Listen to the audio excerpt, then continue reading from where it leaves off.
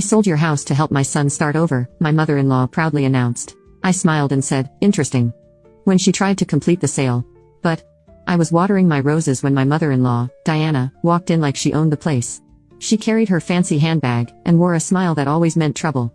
Alexandra dear, she said sweetly, I have great news. I put down my watering can, already suspicious. After 8 years of marriage to her son, Michael, I knew her great news was never good for me. I've sold the house, she announced proudly. Got a great price. The buyers will take it in 30 days. I froze. Our home. The house Michael and I had spent years fixing up, the place where we planned to start a family. And here was Diana, acting like it was just another casual topic. Interesting, I said, keeping my voice calm. And how did you sell a house that isn't yours? Diana smiled wider. Oh, don't be difficult, dear. The house is in Michael's name, and as his mother, I'm just helping him make smart choices.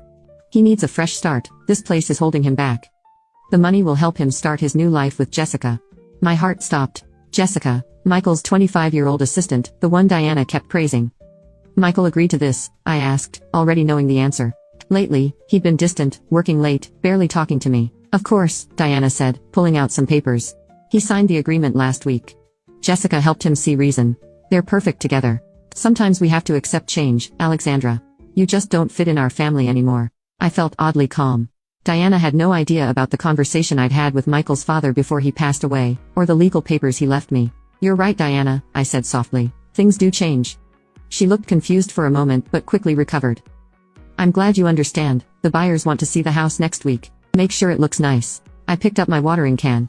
Of course. I'll make sure everything is exactly as it should be. She hesitated, probably expecting tears or a fight. Instead I was calm, and that unsettled her. Good, she said, though her smile wasn't as confident. You should start packing. As she left, I made 2 phone calls, one to James Harrison, our family lawyer, and another to Robert Chen, the private investigator I had hired 3 months ago. That evening, Michael came home, looking surprised to see me calmly reading a book. Your mother stopped by, I said. She told me about the house. Michael ran a hand through his hair, a nervous habit. Alex, I can explain. No need, I interrupted. I get it. You and Jessica need a fresh start. This house is in your way. That's what your mother said, right? He looked guilty. It's not like that. Things haven't been good between us. Jessica, she understands me. She's 25, Michael. You're 42, I said. But that's not really the issue, is it? The issue is that you think you can sell this house without my permission. The house is in my name, he said firmly. Mom found cash buyers. It's done, Alex. I'm sorry, but maybe this is for the best. I stood up, carefully marking my page in my book.